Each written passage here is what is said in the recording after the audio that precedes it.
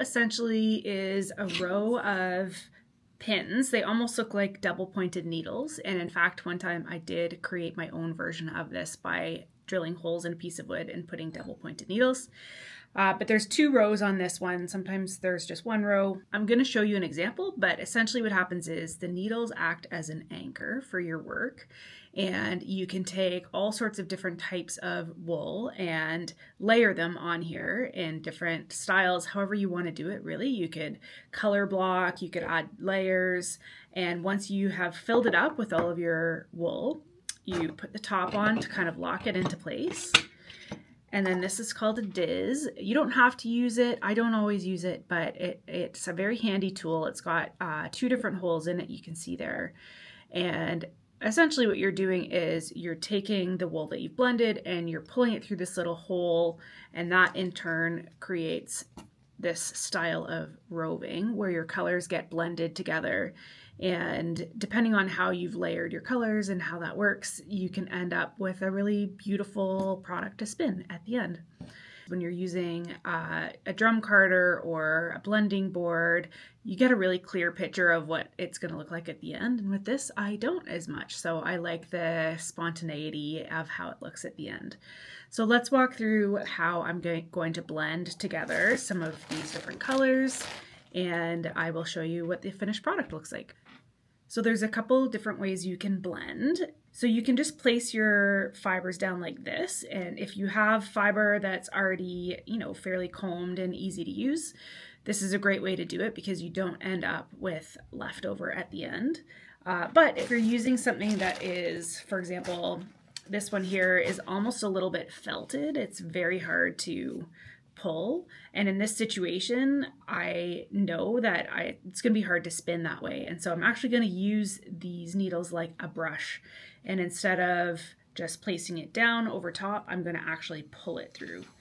And you can see when I pull it through, it does bend back over itself here, but it's also made it really nice and soft and fluffy, and that is way easier for me to spin. And so you can choose to do this based on whatever type of material you're using and see what your finished product looks like. When you do, I will say, when you pull it through, you do sometimes end up with a piece at the end. So this was some of what I had left at the end. I'm still going to spin this, but it's not quite as nice. I don't like to waste anything. So it's a little bit harder to pull off at the end than this is. You can see I can pretty easily pull that through, but it's up to you, and you should just play around with it and see which one you prefer.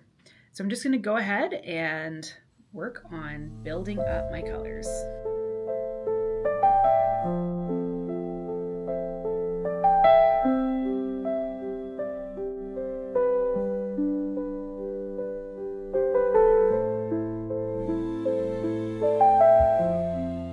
For me, I just find it easier to start with a base at the bottom, and then I like to go in and start to add my colors.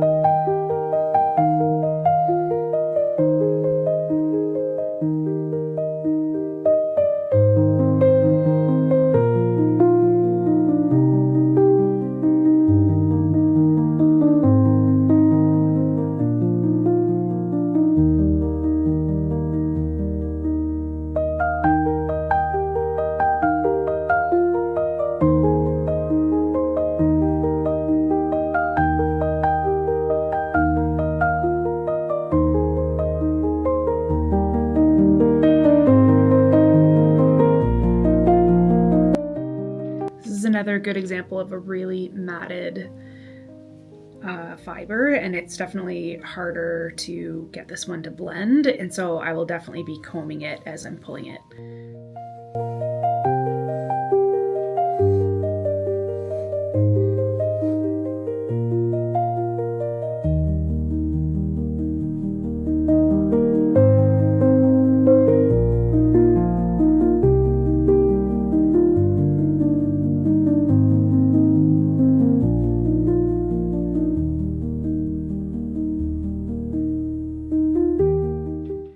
All right, I'll show you what it looks like from the front. So here's what it looks like from the front. I would say what it reminds me of the most are trolls. If you're a millennial, you'll remember those trolls dolls, and this is what their hair looked like. You're going to lock in the top with the wooden piece here so that those fibers don't come out, and I'll show you how you pull it into rowing. It's got a hole in the middle, and your goal is to get it started through that hole in the middle, and you can use a crochet hook. I just twist it a little bit until I see it there and can grab it. And the idea is that the hole is going to help you to have a uniform final product. It's really up to you. Sometimes I don't use it, but for this example, I'll show you how you use it. So you're just going to draw back like you would when you're spinning and pull it forward. And as you are drawing back and pulling forward, you're also moving side to side. So you're just trying to grab a few of the next fibers that are there. Continue moving up and back.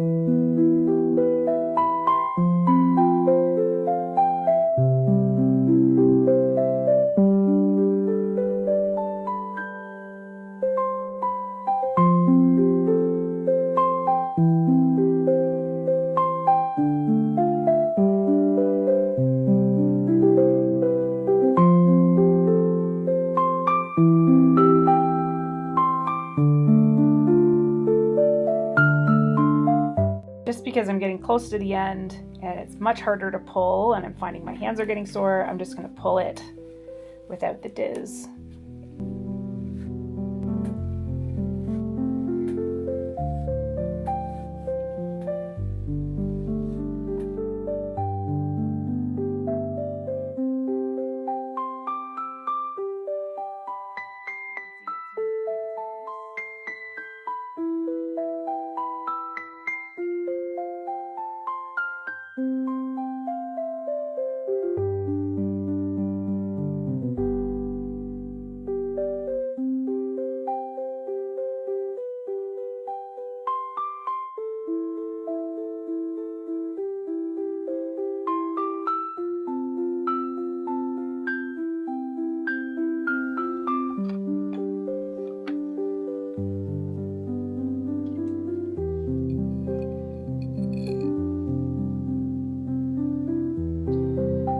Start spinning this part.